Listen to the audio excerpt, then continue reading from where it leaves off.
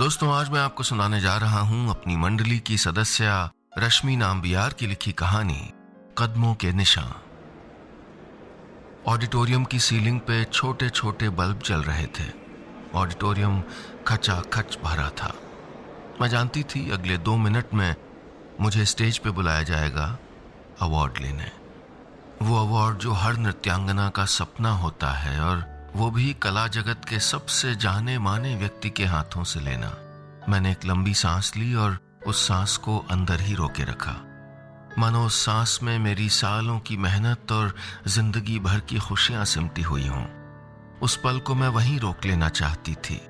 खुद में इस हद तक उतार लेना चाहती थी कि मेरा सारा अस्तित्व, मेरी पहचान, सब उसमें सराबोर हो जाए। इससे पहले कि मेरी वो सांस बाहर आती, अनाउंसमेंट हो गया।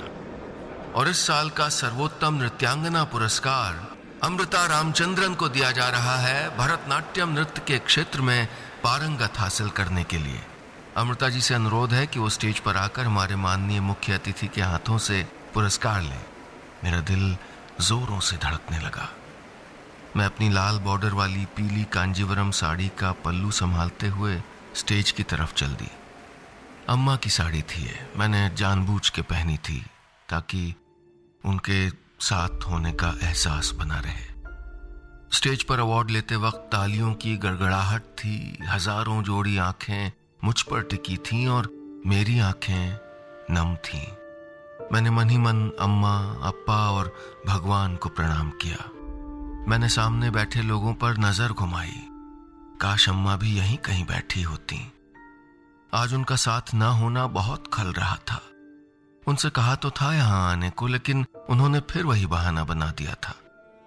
नहीं आ सकती अम्मू, डांस स्कूल में बच्चों के एग्जाम है, इस वक्त कैसे छोड़ दूं उनको। मैं जानती थी कि अम्मा ये बहाना इसलिए करती थी क्योंकि वो अपने पैरों का दर्द, अपने चलने की असमर्थता को मेरे सामने तो क्या, खुद पर भी जाहिर नहीं करना चाहती थी। मैंने भी उनको छेड़ा। हाँ, अब तो मुझसे ज्यादा जरूरी वो डांस स्कूल के बच्चे हो गए। मैं फोन पर उनको मुस्कुराते तो नहीं देख सकती थी, लेकिन उनकी आवाज में मुस्कान थी। अम्मू, तू तो सच जानती है ना। मैं भी मुस्कुरा उठी थी। तालियों की गड़गड़ाहट मेरे ख्यालों को अम्मा से खींचकर स्टेज पर ले आई। अवार्ड कस के हाथों में थामे मैंने सबको शुक्रिया कहा और स्टेज से नीचे उतरी तो पत्रकारों ने घेर लिया। उन्हीं में से किसी का सवाल था, 31 साल की उम्र में इतना बड़ा सम्मान पाना, क्या आप जन्म से ही भरतनाट्यम सीख रही हैं? मैंने जवाब में बस मुस्कुरा भर दिया। कैसे बताती दुनिया को कि एक समय था जब मुझे नृत्य से नफरत थी। सच मानिए तो नृत्य को मैं अपना सबसे बड़ा दुश्मन मानती थी। उस रात घर आई तो एहसास हुआ कि वो शाम किसी सपने सी गुजरी थी। जब वहां आए मुख्य अतिथि ने मुझसे पूछा, तुम रोहिणी जी की बेटी हो ना, उन्हें मेरा प्रणाम कहना, तो मेरा मन झूम उठा था। उनका भरतनाट्यम को योगदान और उनका बैकग्राउंड किसी से छुपा नहीं था। घर पहुंचते ही अप्पा का फोन आया। उनकी आवाज में थकान थी। अम्मू, कैसी रही अवार्ड सेरेमनी? अचानक उस शाम की सारी चीजें मुझे बेमानी लगने लगी। अप्पा, आपको और अम्मा को बहुत मिस किया। सब कुछ अधूरा अधूरा सा लग रहा था। अप्पा खामोश हो गए थे।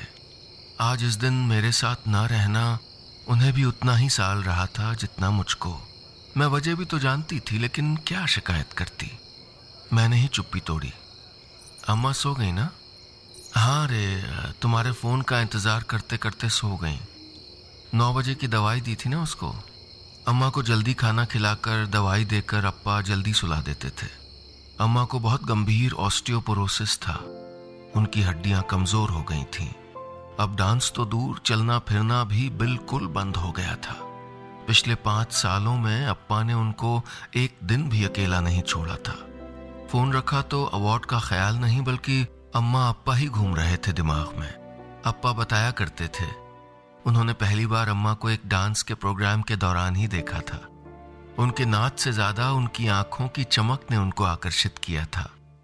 अप्पा अक्सर कहते हैं कि उस चमक में कुछ था, कुछ अलग सा, जो बाकी लड़कियों में कभी देखा नहीं था उन्होंने।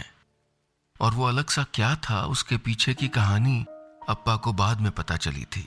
अम्मा एक ऐसे घर परिवार से आती थीं जिनके घर और दिलों के हर कोने में नृत्य बसता था। अम्मा अपने माँ बाप की इकलौती औलाद थीं और जन्म से ही उनका बायां पैर थोड़ा टेढ़ा था। परिवार में मायूसी छा गई थी कि इकलौती लड़की होकर भी वो नाच नहीं सीख पाएगी। समाज के ताने, परिवार वालों की मायूसी अम्मा में भरतनाट्यम सीखने का जुनून भर गई थी। उनके पैरों में रात रात भर दर्द रहता, लेकिन हर सुबह वो रियाज करना नहीं भूलती। जब वो ऊंची रंगाचारी साड़ी पहने अपने पैरों को मृदंग की ताल से मिलाती तो लगता ही नहीं था कि उनके पैरों में कोई समस्या हो।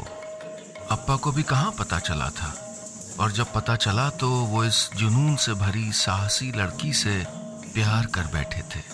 बस 4 महीने बाद उनकी शादी भी हो गई थी। ये अप्पा ही थे जिनके प्रोत्साहन से अम्मा का नाम बहुत जल्द ही बड़े भरतनाट्यम डांसर्स में लिया जाने लगा था। जब मैं पैदा हुई तो सबकी नजरें, सबकी अपेक्षाएं मुझ पर आ टिकी, लेकिन वक्त तो कुछ और ही पेंच लगाने वाला था। घर में दिन भर मृदंग और तानपुरे के स्वर गूंजते रहते थे। करीब 4 साल की थी और अम्मा को घुंघरू पहने देखकर घुंघरू पहनने की जिद कर बैठी थी। अप्पा ने छोटे छोटे घुंघरू लाके रख दिए थे मेरी नन्ही हथेलियों पर। मेरी आया जानकी दीदी ने उनको मेरे पैरों पर बांधा था और मैं अकेले कभी अपने कमरे, कभी अपने घर की छत पर, कभी गार्डन में उन्हें पहनकर छन छन की आवाज करती रहती। अप्पा के सामने खूब मटक मटक के नाचती और वो खुश होकर मुझे अपनी गोदी में उठाते हुए कहते, माई प्रिंसेस इज द बेस्ट। लेकिन मैं उतनी छोटी होते हुए भी जानती थी कि बेस्ट मैं नहीं, अम्मा थी। अम्मा जब पैरों से ताल मिलाती, हाथों से मुद्राएं बनाती तो उनकी आंखें अटखेलियां करती, और जब उनकी नाक पे हीरों वाली नथ रोशनी में चमकती तो वो दुनिया की सबसे सुंदर औरत दिखती। लेकिन ये औरत जो मेरी माँ थी, दिनों दिन मुझे इनके दर्शन नहीं होते थे। वो या तो अपने गुरुजी के गुरुकुल में होती या कहीं परफॉर्म कर रही होती, और कभी घर में होती तो अपने रियाज वाले कमरे में बंद रहती। कभी मुझे अपने पास बिठाती तो कुछ मिनटों में उनका कोई फोन आ जाता था या कोई शिष्य धमक पड़ता। अप्पा और जानकी दीदी मेरी हर जरूरत के लिए मेरे साथ होते, लेकिन मैं अम्मा का साथ खोजती थी। नहीं मिलता तो बेवजह की जिद पर उतर आती। 5वीं क्लास में थी जब एनुअल फंक्शन के डांस ड्रामा में डांस टीचर ने जबरदस्ती मुझे राम का रोल थमा दिया। घर पे अम्मा को बोलते सुना था कि उनको एनुअल फंक्शन में स्पेशल इनविटेशन था। पता नहीं क्यों, पर मुझे अम्मा के सामने ये साबित करने का मन था कि मैं भी उनकी तरह नाच सकती थी। जिन नजरों की मुझ पर घर पे इनायत नहीं थी, वो स्कूल के स्टेज पर मिलने की उम्मीद ने खूब मेहनत करवाई। एनुअल फंक्शन की सुबह मैंने अम्मा को याद दिलाया तो उन्होंने मेरा माथा चूमते हुए कहा, आऊंगी अम्मू, जरूर आऊंगी, बस तुम्हारे लिए। खूब जोश और उत्साह से मैं वो डांस ड्रामा कर रही थी। नजरें सामने की सीटों में अम्मा का चेहरा ढूंढ रही थी, लेकिन वो नहीं दिखी। दिखा था मुझे अप्पा का चेहरा। तीसरी रो में सारा जोश ठंडा पड़ गया था। अम्मा नहीं आई थी, मेरे लिए भी नहीं आई थी। गलतियां करते, आंसू पोंछते मैंने किसी तरह डांस ड्रामा खत्म किया था। अप्पा मेरा दुख जानते थे। उन्होंने रास्ते में हल्के से कहा था, तुम्हारी अम्मा की गुरुजी बीमार पड़ गई हैं, इसलिए उनको वहां जाना पड़ा। उस रात तकिए में मुंह दबाए सुबकते हुए मैंने कसम खाई कि मैं अब न कभी पैरों में घुंघरू बांधूंगी, न ही कभी अम्मा का कोई परफॉर्मेंस देखने जाऊंगी। अम्मा ने अगली सुबह मेरे कमरे में आकर मेरे सर पे हाथ फेर कर जगाते हुए कहा था, सॉरी अम्मू, कल गुरुजी की तबीयत अचानक खराब हो गई थी। मैंने अपनी आंखें और भींच ली। उन्होंने झुककर मेरा माथा चूमा तो उनके लंबे गीले बाल मेरे चेहरे पर फैल गए। उनसे आती भीनी भीनी चंदन की खुशबू मेरे मन को शांत कर रही थी। अम्मा का स्पर्श, उनकी ये नजदीकी कितने दिन बाद महसूस हुई थी। मन किया आंखें खोलकर उनसे लिपट जाऊं और कह दूं कि उनका यूं दूर रहना मुझे अच्छा नहीं लगता, लेकिन कभी उनसे ऐसे बात नहीं की थी, इसलिए चुपचाप आंखें भींचे सोने का नाटक करती रही। उन्होंने हंसते हुए कहा, बहुत नाराज हो मुझसे? अच्छा चलो, आज तुम और मैं कहीं बाहर चलते हैं, खूब शॉपिंग करेंगे, आइसक्रीम खाएंगे। ये सुनते ही मैंने आंखें खोल दी। पिछली रात की कसम, इतने सालों की दूरियां, सब उस पल में पिघल गईं। मैं बिना झिझक अम्मा के गले से झूल गई। वो हंसने लगी। उन्होंने हंसते हुए कहा, चल जल्दी तैयार हो जा। मैं उछलते हुए बेड से उठी थी। अप्पा के साथ जाना होता तो कुछ भी पहन लेती थी, लेकिन अम्मा के साथ जाने के लिए बड़े करीने से तैयार होती। अम्मा को सब जानते थे शहर में, एक दो ऑटोग्राफ भी लेने आते थे। अम्मा के व्यक्तित्व में एक अजीब सा आकर्षण था। लोग एक बार मुड़कर जरूर देखते और मैं उन नजरों में नाकाबिल नहीं दिखना चाहती थी। आज भी मैंने लाल वाली लंबी स्कर्ट और काला टॉप पहना था। बाल करीने से पोनीटेल में लगाए थे और 15 मिनट बाद मैं उनके सामने खड़ी थी। लेकिन तब तक अम्मा बदल चुकी थीं। उनके चेहरे पे जो नरमी और प्यार मैंने देखा था, उसकी जगह चिंता और परेशानी ने ले ली थी। मुझे देखते ही कहा, अम्मू गुरुजी को हॉस्पिटल ले जाना है, आउटिंग कभी और कर लेंगे। मुझसे उस दिन चुप नहीं रहा गया। पिछली रात का गुस्सा फिर उफन पड़ा। गुरुजी गुरुजी गुरुजी, हर वक्त बस यही, क्या मैं आपके लिए कुछ नहीं हूं? वो हाथ में पर्स थामे पल भर के लिए वहीं रुक गईं। बोली, तुम ये बातें अभी नहीं समझोगी, बड़ी होगी तब समझ पाओगी। मैं बस वहां बुत बनी उनको जाते हुए देखती रही। आंखों से खामोश आंसू बहे जा रहे थे। मैंने खुद को कमरे में बंद कर लिया था। शाम को जब तक घर आई, मुझ में बहुत कुछ बदल चुका था। मैंने खुद को अम्मा के बिना जीने के लिए राजी कर लिया था।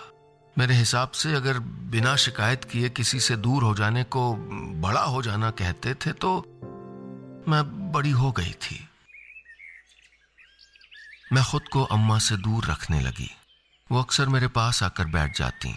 घर रहती तो अपने साथ खाने के लिए बुला लेती, लेकिन मुझे ये सब सिर्फ दिखावा लगता और मैं भी औपचारिकता में चुपचाप उनके सामने बैठी रहती। हम दोनों के बीच की कड़ी अब बस अप्पा ही रह गए थे। अप्पा मेरा खूब ध्यान रखते और अम्मा का भी। कभी कभी मुझे इस बात से जलन होती थी। अम्मा के लिए तो सारी दुनिया थी, फिर अप्पा सिर्फ मेरे लिए क्यों नहीं हो सकते थे? अब अम्मा कब घर आती, कब जाती, कब डांस परफॉर्मेंस देती, कब रियाज करती, इन सब से मुझे कोई सरोकार नहीं रहने लगा था। मैं अपनी दुनिया में कभी अकेली, कभी अप्पा के साथ खुश थी, लेकिन माँ की शोहरत का साया मुझ पे हमेशा मंडराता रहता। स्कूल में एक दिन बड़ा गुस्सा आया। हर एकेडमिक ईयर की शुरुआत में अप्पा मेरा प्रोस्पेक्टस भरते थे और हर बार एक्टिविटी के कॉलम में क्लासिकल डांस लिख देते। आज सोचती हूँ तो लगता है कि अप्पा की कोई दबी ख्वाहिश थी कहीं कि मैं भी अम्मा की तरह डांस करूं। हफ्ते में एक बार डांस होता था। दुनिया की सबसे भारी चीज उठाने जैसा लगता था वो क्लास मुझे। उस दिन मैं क्लास में मन से सुस्त होकर हाथ पांव हिला रही थी। डांस टीचर की नजरें मुझ पर पड़ी तो वो जोर से बोली, अमृता, कौन कहेगा कि तुम रोहिणी जी की बेटी हो? तुम एकदम बेसुरी और बेताली हो। उसकी बातें सुनकर खी खी करके क्लास की लड़कियां हंस पड़ी थीं और मैं उनकी हंसी में घुले जहर का घूंट पी रही थी। मन कर रहा था कि उस डांस टीचर के मृदंग को 100 टुकड़ों में तोड़ दूं। बढ़िया है मुझको बेताली कहने वाली। घर आई तो जानकी दीदी के सामने खूब रोई। उन्होंने बहुत प्यार से समझाया, पुचकारा। वो जो अम्मा को करना चाहिए था वो जानकी दीदी कर रही थी। मुझे खिला पिलाकर जानकी दीदी दोपहर की झपकी लेने चली गई। घर खाली था और मैं अम्मा के रियाज रूम में थी। मेरे हाथ में कैंची थी। उनकी परफॉर्मेंस में पहने जाने वाले दोनों घुंघरुओं की लड़ी 4 हिस्सों में कटी पड़ी थी मेरे सामने। अगली सुबह मैं उठी तो अपनी कारगुजारी का अंजाम देखने के लिए अम्मा के कमरे के सामने से गुजरी। वो अपनी आराम कुर्सी पर औंधी लेटी हुई थीं और जानकी दीदी उनके बाएं पैर की मालिश कर रही थीं। बोल रही थीं, इतने बुखार में आज परफॉर्मेंस देना जरूरी है क्या? ऊपर से आपके पैरों का ये दर्द। बस भी करो अक्का। आज अम्मा की परफॉर्मेंस थी और मैंने जो करना था कर दिया था। आगे जो होने वाला था वो सुनने के लिए मैं नहीं रुकी। गुनगुनाते हुए मैं स्कूल के लिए निकल गई। स्कूल से घर आई तो जानकी दीदी बोली, अम्मू जल्दी से तैयार हो जाओ, अक्का हॉस्पिटल में है।